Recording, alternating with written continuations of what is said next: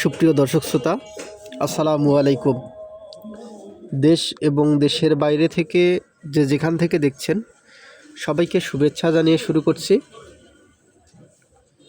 সুপ্রিয় দর্শক শ্রোতা,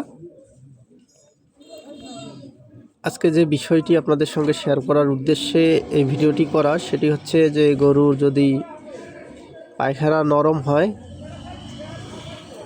সেক্ষেত্রে করণীয়, এবং পাশাপাশি হচ্ছে যে আমার দুইটি গরুর এই সমস্যা, অর্থাৎ এই সামনের যে লাল গরুটি এটির পায়খানা নরম হচ্ছে, আর ওইদিকে যে কালো গরুটি আছে আমার, ওই গরুটির শরীরের তাপমাত্রা বৃদ্ধি পেয়েছে, অর্থাৎ জ্বর। এজন্য মূলত যে ট্রিটমেন্টগুলো দিচ্ছি সেগুলো আপনাদের সঙ্গে একটু শেয়ার করার চেষ্টা করছি। এই গরুটি মোটামুটি আমার ফ্যাটেনিং হয়ে গেছে, কিন্তু গত 2 দিন ধরে গরুটির যেহেতু শরীরে জ্বর আছে সেজন্য মূলত খাবার খাচ্ছে না, মানে তুলনামূলক খুব কম খাবার খাচ্ছে। তো এই জন্য যে মেডিসিনগুলো ব্যবহার করছি সেগুলোর মধ্যে গরুটিকে জাইমোভেট যে পাউডার সেটি দিচ্ছি, কারণ খাবার রুচি বৃদ্ধি করার জন্য, আর ফাস্টভেট খাচ্ছে। আর এই গরুটি আজকে হচ্ছে যে পায়খানা একটু নরম হয়ে গেছে। নরম হওয়ার কারণ হচ্ছে যে গরুটিকেও আমি হচ্ছে যে দানাদার খাবারের পরিমাণটা একটু বাড়িয়ে দেওয়ার ফলে হচ্ছে যে এই ঘটনাটি ঘটে। তো জাইমোভেট পাউডার এই গরুটিকেও দিচ্ছি।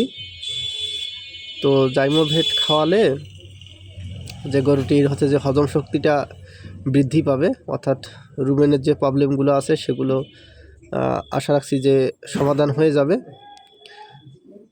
যেভাবে খাওয়াচ্ছি আপনাদের যদি একটু দেখাই, আপনারা দেখতে পাচ্ছেন যে এখানে বালতিতে পানি আমি নিয়েছি। এই পানির মধ্যে হচ্ছে যে পুরো পাউডারটা আমি দিয়ে দিচ্ছি।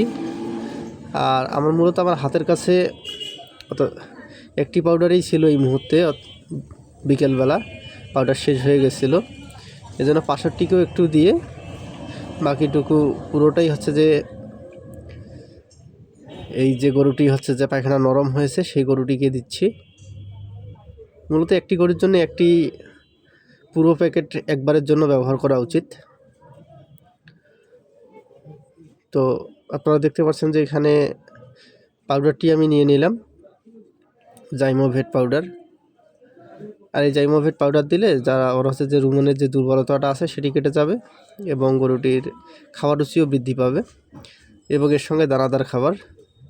তো আপনাদের যদি দেখাই যে কিভাবে খাচ্ছে, দেখেন আপনাদের দানাদার খাবার দেওয়ার পরে দেখেন এই গরুটির কিন্তু মূলত হচ্ছে যে আমার যে সমস্যাটা ছিল এর আগে আপনাদের সঙ্গে শেয়ার করেছিলাম, সেটি হচ্ছে যে গরুটি কিন্তু ক্রয় করে নিয়ে আসার পরে টানা 10 দিন আমি কোনো রকম দানাদার বা পানি খাওয়াতে পারিনি গরুটিকে। তখন এই গরুটি খুব কম খাচ্ছিল, অর্থাৎ হালকা শুকনো খাবার খাচ্ছিল, এবং সেই সঙ্গে পরবর্তীতে আমার তো ঘাস ছিল না, পরে ঘাস বাজার থেকে ঘাস ক্রয় করে এই গরুটিকে খাওয়াতে হয়েছিল আমার, যেহেতু সে বাইরের খাবার খাচ্ছিল না, দানাদার খাচ্ছিল না, পানি খাচ্ছিল না, এই জন্য কাঁচা ঘাস বাজার থেকে কিনে আমি এই গরুটিকে দেই। আর এখন দেখেন যে খাওয়ার রুচিটা কী পরিমাণ বৃদ্ধি পেয়েছে, প্রচুর খায় এখন। আর এদিকে যদি আপনাদের দেখাই, ওই গরুটির হচ্ছে যে মূলত জ্বর থাকার ফলে ওই গরুটি কিন্তু খাচ্ছে না।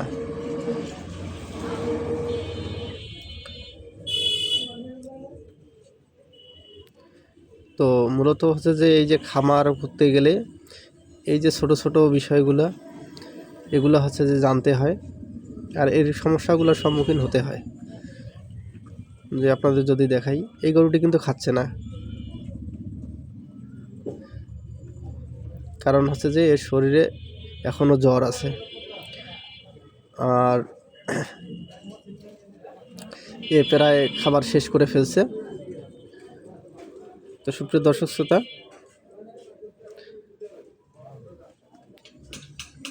আজ এ পর্যন্তই। আপনারা সকলেই ভালো থাকবেন, সুস্থ থাকবেন, এই কামনা করেই আজকের মতো বিদায় নিচ্ছি। পরবর্তীতে অন্য কোনো বিষয় নিয়ে আপনাদের সঙ্গে কোনো ভিডিও শেয়ার করব। সেই পর্যন্ত ভালো থাকবেন। ধন্যবাদ।